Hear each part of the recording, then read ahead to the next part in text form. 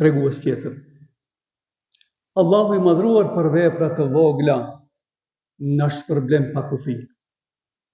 Para disa ditëve të gjithë ne e kishim një mundësi të artë që të arrijmë sevapet të majme. E cila ishte ajo mundësi? Thot pejgamberi alayhi salatu wassalam, agjerimi i ditës së Arafatit i shlihen mëkatet e një viti para dhe një viti mbas.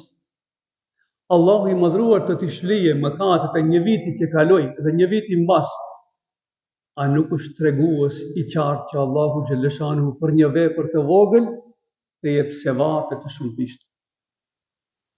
Pejgamberi alayhi salatu wassalam thot, kush thot çdo ditë raditu billahi rabban wa bil islami dinan wa bi Muhammedin sallallahu alaihi wasallam nabiyyan wa rasula, jam i kënaqur me Allahun si Zot, me pejgamber, me Muhammedin si pejgamber dhe me Islamin si fe.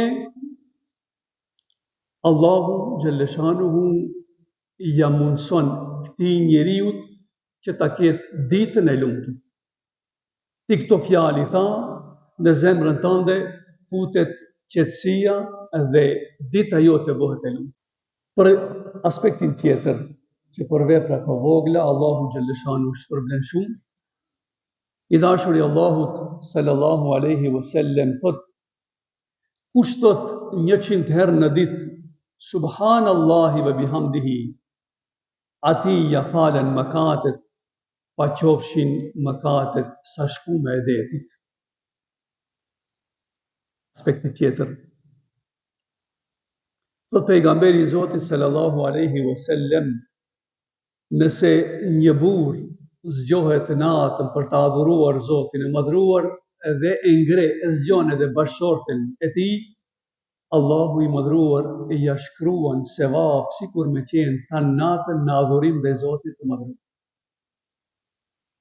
Fal vetëm direqati me bashkëshorten tënde, ose bashkëshortja me bashkëshortin e vet, Allahu i madhruar ta shkruan sevap, u shkruan sevap të dive, sikur me qenë në adhurim ndaj Zotit xhelleshanuhu tanë natë. Gjithashtu, pejgamberi alayhi salatu wassalam thot, kush thot eudhu bi kelimatillahi tammat min sharri ma khalaq, kush kërkon mbrojtjen e Allahut dhe mbrojtjen me fjalë e plota të Zotit xhelleshanuhu, çdo mundjes dhe çdo mbrëmje, Allahu xhelleshanuhu merr përsipër që atë rob ta mbroje nga krijesat e këqija.